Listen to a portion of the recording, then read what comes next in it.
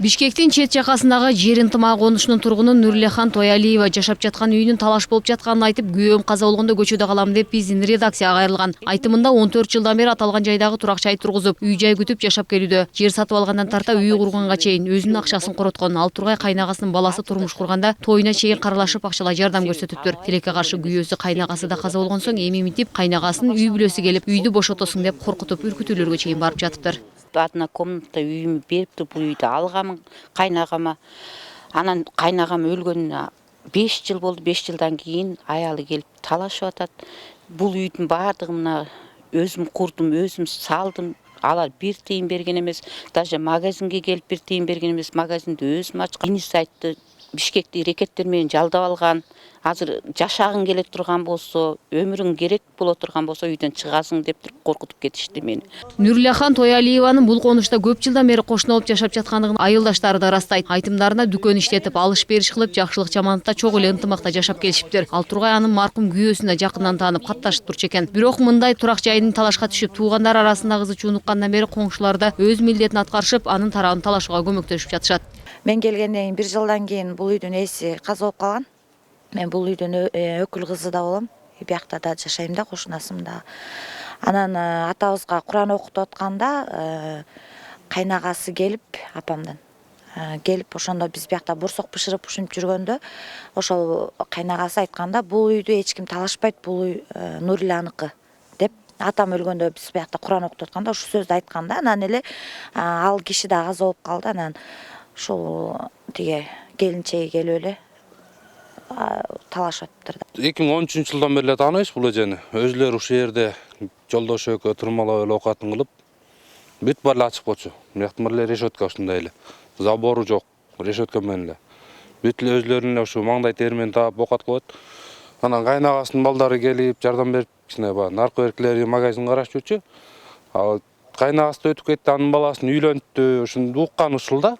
Бүт эле ушул эже бала катары кылып өзүмө алып калайын деп канча поддержка кылды, бирок келген жок. Мындай маселе жаралып жаткандыгын өткөн жумада бизге айтып берген Нурлехан Тоялиева кайнагасынын аялы баласы менен келип, ишемби күнү турак жайды бошотуп кой деген талабын коюп кеткендигин билдирди. Айылдаш жашаган юрист Мирбек Бейшекеев да бул чыр чатактан кабары бар экендигин айтып, Тоялиева ишенимдүү өкүл катары кайрылгандыгын билдирди. Бирок али талаш аягына чыга электигин, ишемби күнү аркы тарап келсе, алардын пикирин да угуп көрүп, бир жыйынтыкка келебиз. Колдон келсе ынтымакта чечишкенге аракет жасайбыз деген ойдо. Коркутуу, үркүтүү боюнча тийиштүү органдарга арыз жазып, үйдүн документи жок болгондуктан сотко берүүгө азырынча мүмкүн эмес. Мыйзам боюнча 10 жылдан бери төлөмдөрү төлөп жаткан соң автоматтык түрдө турак жай Нурлехан Тоялиеванын наамына өтөт дейт. Мыйзам түрүндө бул эже мына 15 жыл жашаган атат.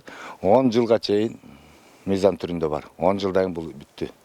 Автоматически бул кишиге өтүп кетет. Анткени мен эмне үчүн муну айтып атканым, бул киши төлөмдөрүн баарын төлөп атат, налогун төлөп атат, суусун төлөп атат, светтикин төлөп атат, мусордукун баарын, тазалыктарын баарын төлөп атат. Ошондуктан бул кишиники мен ойлойм, автоматически бул кишиге өтөт.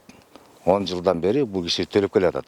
Күткөн ишемби күн да келди. Абал жагдайды билүү үчүн биз жабырланып жатам деген Тоялиевага кайрадан кайрылдык. Анткени 14 жылдан бери үйгө ээлик кылбай, ошол аймактагы турак жайларга тех паспорт бериле баштаганда, үй талаша баштаган абысыны кандай бүтүмгө келип, үйдү кантип тартып алуунун аракетин көрүп жатканы көпчүлүккө табышмак. Өздөрү жөнөткөн тасмага караганда өткөн ишемби күнү келип талаш тартыш бир топко созулган. Анан кечке рекеттерди күттүк, анан азыр келип турсуңар эми өзүңөр эле. Балама жазсын дейт документ. Бирок кошуналардын баары против болду. 15 жылдан бери ушу эже гана салып атат үйдү. Баардыгын восстановить эткен эже болгон, башка эч кимди көргөн жокпуз. Как документтери бүт даяр, без документ болгон үчүн сотко бере албай атабыз деп ошондой деди. Келин айтты, биз эч эме кылбайбыз, дарственный кылсаң болду деп. Күйөөсү кайнагасы тирүү маалында бул үйдү борбордогу бир бөлмөлүү батирге алмашканын айткан Тоялиева өз учурунда конушта документтештирүү болбогондуктан турак жай макулдашуу менен сатылып алынып калган. Эми мынтип чыр чыгып ара жолдо үйдөн жайдан кол жууп кала жаздаган айтып отурат. Күйөөсү экөөсүнүн ортосунда баласы болбогондугу да кедергисин тийгизип жатыптыр. Ал эми үй ээси мен болом деген экинчи тараптын пикирин да алууга аракет кылып, өзү бошобогондугуна байланыштуу телефон аркылуу жаздырууга туура келди. 2010-жылы 20-майда $6.000 сатып алгам. Ал жерди анан кайным булардын жашай турган жери жок болуп калып, кайным айтканда, «Жене рас болоду, биз жашап туралы» деди. Макул дедик, жардам берип турдук, анча-мынча акчаларына, тияка жетти, тияка жетти. Экөө тең иштечү эмес, ишерди. Анан кайным кайтыш болуп кетет, менин үйүм да кайтыш болуп кетет. Анан коеюн бул кайын жашай берсин, Менин кичине бир балам бар, ошол бала менен деле үстүмдө үйүм бар. Бул алышын жашай берсин, мага ачып алган, оокатын кыла берсин деп койгом. Анан могу документ келгенде эле кошуналарым баарын чогултуп эметип бул менин үйүм деп эч качан мен аны чыгарбайм үйдөн. Үйдөн чык, үйдү босот деп айткан эмесмин. Жашай бер, босотпо, жашай бер деп эле просто оформлениени эле мага кылып койчу дегем да.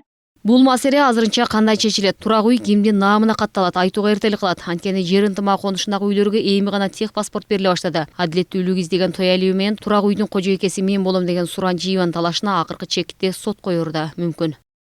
Шекер Сатыбалдиев, Алтынбек Сакиев, Нью ТВ.